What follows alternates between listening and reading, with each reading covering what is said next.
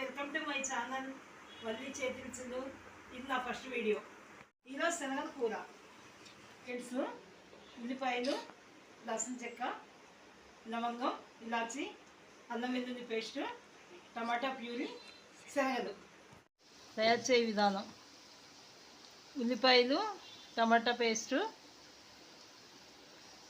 అల్లం వెల్లుల్లి పేస్టు, టమాటా ప్యూరీ, శనగలు.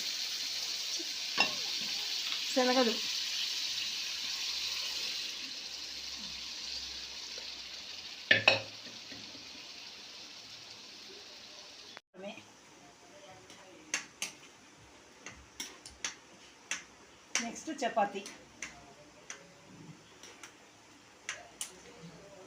తగినంత ఉప్పు, కారం, పసుపు. ఇది కాసేపు మగ్గనిచ్చుకున్నాక స్టవ్ ఆఫ్ చేసి దింపేయడమే.